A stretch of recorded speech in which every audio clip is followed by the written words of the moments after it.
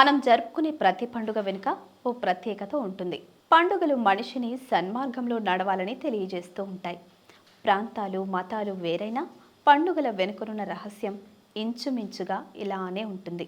చెడుపై మంచి సాధించిన విజయానికి గుర్తుగా, ఎన్నో త్యాగాలు చేసి చరిత్రలో నిలిచిన మహాపురుషులకు గుర్తుగా పండుగలను జరుపుకుంటూ ఉంటాం.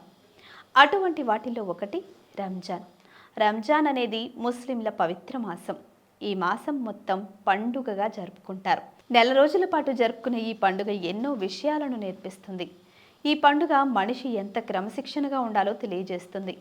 సంపాదించిన మొత్తంలో ఎంత దానం చేయాలి, ఎందుకు దానం చేయాలో తెలియజేస్తుంది. దానగుణాన్ని అలవాటు చేసుకోవాలని కూడా రంజాన్ పండుగ తెలియపరుస్తుంది. దానగుణంతో పాటు ప్రతి ప్రాణిపై దయాగుణం కలిగి ఉండాలని కూడా తెలియజేస్తుంది. పగలు ఉపవాసం ఉండడం వలన శారీరక వికాసం కలగడంతో పాటు ఆధ్యాత్మికంగా భగవంతునికి దగ్గరగా మారడంతో మానసిక వికాసం కూడా లభిస్తుందని ఈ పండుగ తెలియజేస్తుంది. పవిత్రమైన ఖురాన్ ఈ రంజాన్ మాసంలోనే ఆవిర్భవించిందని నమ్ముతారు.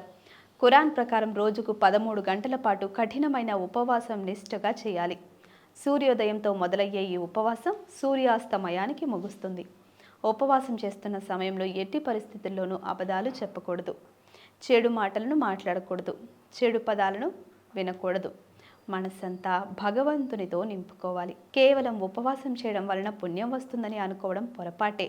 ఉపవాసంతో పాటు మనస్సును, శరీరాన్ని చెడు మార్గంలో మళ్లించకుండా ఉంటేనే ఉపవాస దీక్షా ఫలం దక్కుతుంది అని పెద్దలు చెప్తున్నారు.